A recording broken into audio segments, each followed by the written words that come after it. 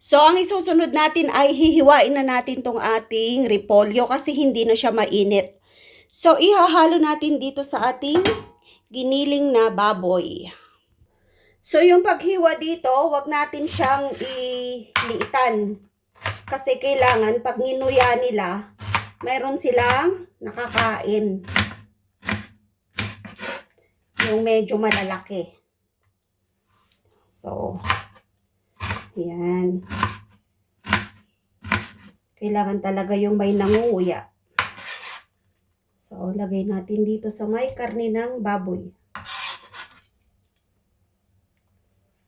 Hiwain natin to lahat.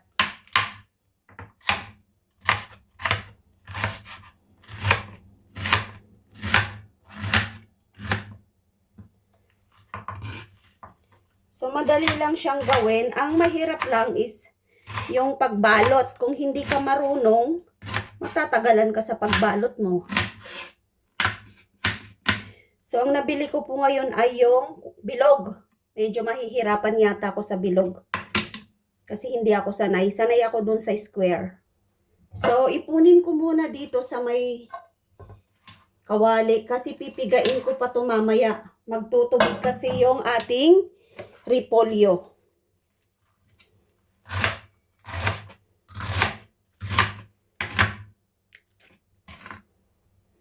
So, natapos na natin yung ating paghiwa sa repolyo. Ang gagawin natin ngayon ay pipigain natin to. Yan o, may tubig. So, ayan o. Kung di mo to pipigain, yan, pigain natin. Kung di mo kasi pipigain to, magtutubig yung ating dumplings.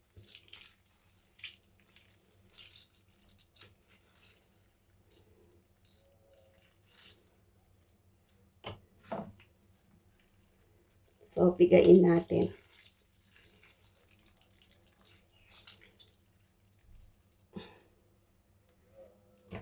So, eto na yung na-mix natin na karne. So, i-mix natin ngayon yung ating napigang repolyo.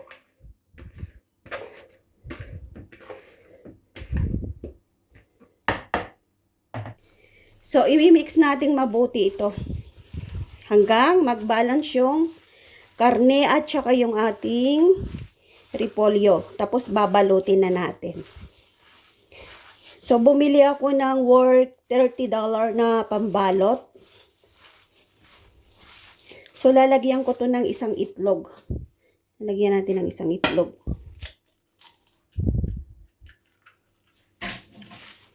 Yan. Para maging mag-form yung ating dumplings. Madali lang siyang sandukin.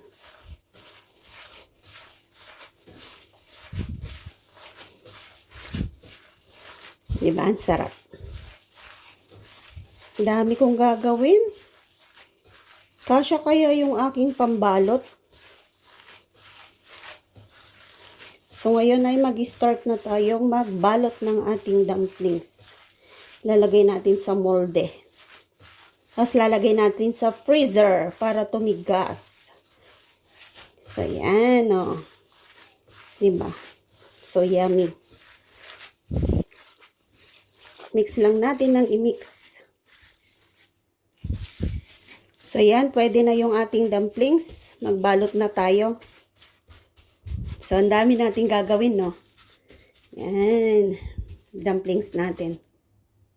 So, dito natin ilalagay yung ating mababalot na dumplings. So, lalagay ko dito. Kasi magbabalot na tayo. So, ganito naman yung itsura ng ating pambalot ng dumplings. Ayan, bumili ako ng bilog. So, eto. Mag-start na tayo magbalot. Tatabi natin to. Maglalagay lang ako ng ganito karami. So, eto po, may nagawa na akong isa. Ayan o. Yan, ito yung nagawa ko. So, ipapakita ko sa inyo kung paano siya gawin. Lalagay natin dito. Sa ating lalagyan. So, ganito siya. So, eto yung pambalot natin. Kukuha tayo dito, yung katamtaman lang. Yan. Tapos, ipipress natin doon sa gitna. Yan o. Yan. Press natin sa gitna. Tapos, ito, i-curve mo dyan. Curve mo din dyan. Tapos, i-press mo lang siya. Kusa na siyang magdidikit. Yan. So, press mo rin to. So, i-press mo lang na ganun kahit di mo nalagyan ng tubig kasi magdidikit yan mamaya. So, ito na siya, oh. So, ganito po lahat yung gagawin natin. Yan. Diba? Lagay natin doon. Lalagay ko doon sa molde.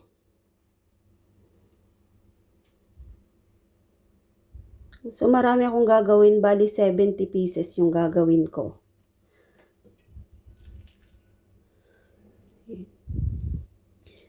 Mas hiyang ako doon sa sa kudrado.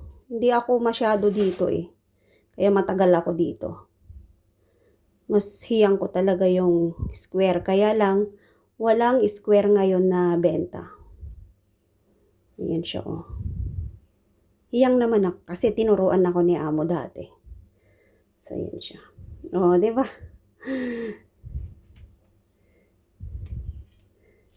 Nag-i-enjoy ako kasi natututo ako. Medyo marami yata to. Magbawas tayo. Pag marami, bawasan. Alam mo si amo, ang bilis niya gumawa ng bilog. Mas hiyang ni amo yung bilog, sa kanya ko natutuhunan yung bilog. Pero ako, hindi ako hiyang sa bilog.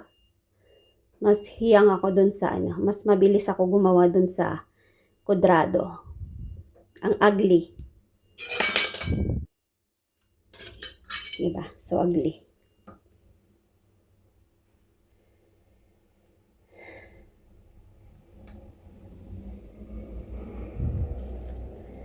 Yan. Oh, nag-i-enjoy akong gumawa. Ay, nako. Si amo talaga ang bilis niya. Ganun-ganun lang si amo. Parang naglalaro lang siya. Pero ako parang hirap na hirap. Ayan oh, di ba? Masasanay din ako dito sa bilog. Ba't kasi bilog yung available? Bilog talaga yung available. Walang square.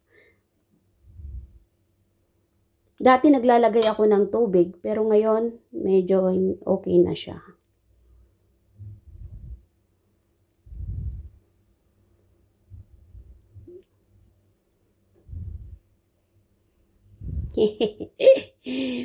Tsamba. Diba? Tsambahan natin.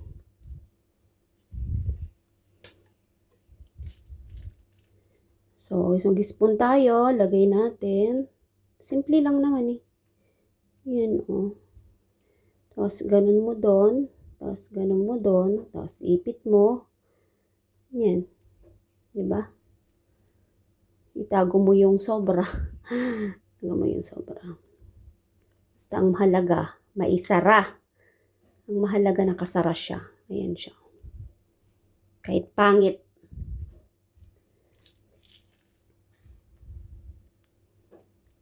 Nag-i-enjoy akong gumawa. Kasya kaya yung pambalot ko.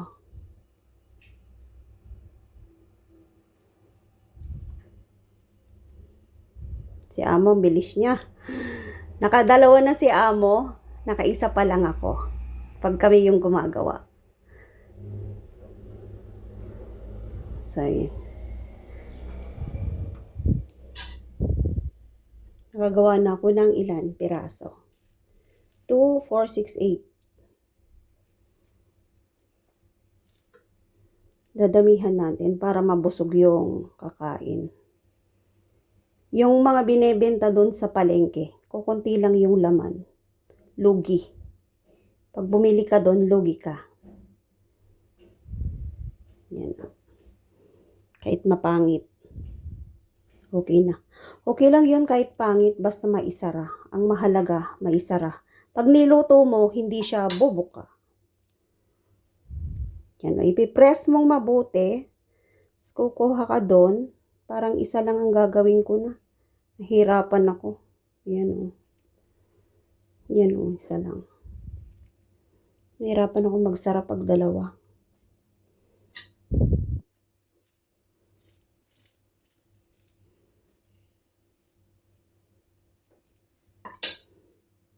Nag-enjoy talaga ako dito. Isa, dapat dalawa eh. Dalawa. Para maganda yung yung pagkakalak niya sa likod. Tapos i-press mo lang na gano'n, no? Press mo lang siya. Magdidikit na yan kasi may tubig yung yung karne. Ha ha ha. Nag-enjoy talaga ako. Dito sa bilog. Hindi talaga ako bihasa dito sa bilog. Grabe. Pero kailangan ko matapos to bago ako susundo ng bata. Yan. Ganyan.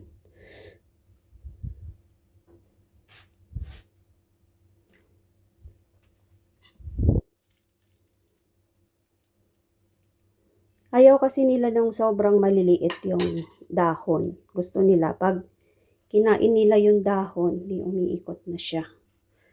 Pag kinain nila yung dahon ay dapat nangunguya nila.